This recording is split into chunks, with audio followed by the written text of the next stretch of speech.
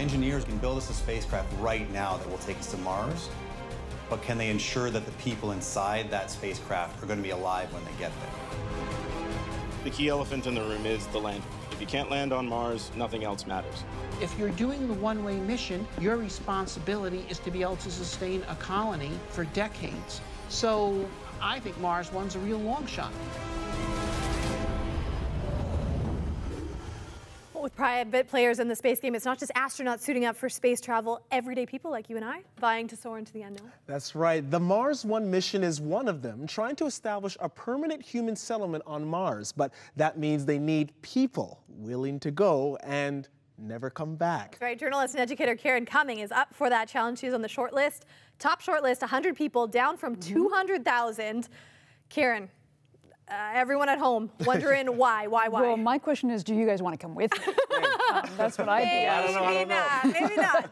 But why? Really? You know? 3 reasons. First of all, as a journalist, I've been a journalist for a lot of years. To me, it seemed like the assignment of a lifetime to be given the opportunity to actually fly into space, and once you get to your destination, in this case Mars, to be able to document it for everybody else who's left behind here on Earth on a day-to-day basis. I think is one of the greatest opportunities I could ever imagine. As an educator, as a teacher, oh my gosh, what a fantastic opportunity to go into space, live there, teach people about space from space. I just couldn't imagine anything more exciting. And I love to travel. I'm an adventurous person. I mean, really, could you tell me of any bigger adventure that you could possibly conceive of that would involve you going to another planet to create a brand new civilization from the ground up? I mean, just amazing to me. But I have to ask, you can never come back. How do you feel about your family, friends? How do they feel about this? Well, that's what everybody said when they first made the announcement of the 100. You know, how could you do this? Aren't you going to miss everything here on Earth? And the answer, of course, is yes. Of course, I'll miss all of my family, all of my friends here on Earth, all of the wonderful things that we have to enjoy here on Earth. Everything from red wine to chocolate to sunsets and sunrises and walking on the beach. I mean, Earth is an amazing planet, but the opportunity to be part of a group of people who, you know, much like the pioneers did a couple of 100 years ago, coming over from Europe and getting on board a ship, not knowing what lay ahead, but knowing that something inside them was compelling them to do this thing.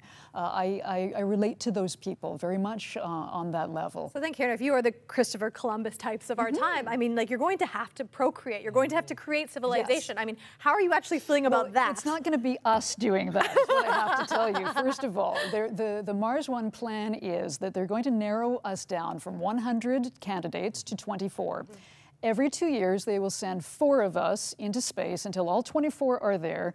Part of our job is going to be able to build the infrastructure, to build the habitat that everyone is going to live in eventually. And once that is done, the invitation is going to go out to young people like yourselves here on Earth to ask you if you would consider to come up to Mars and have families. Sheldon? And there's 6 Canadians left, I believe, and it's quite a varied group. A helicopter pilot, I believe, a high school teacher. What makes you unique, you think? Well, what I loved about this whole thing from day one was that all they wanted you to do was to be yourself. And if who you are was someone that they could see fitting into the bigger puzzle, then they wanted to talk to you. So who am I? I'm a journalist. I'm a curious individual. I'm a teacher. I'm someone who loves to push the limits and to go places that nobody else has been before and to tell everybody else about it. So as far as I'm concerned, that's who I am. If they believe that who I am is a piece of the puzzle that they're trying to assemble, I'm in. But we're fascinated for you. Yeah. Thank you so much for spending your time with us.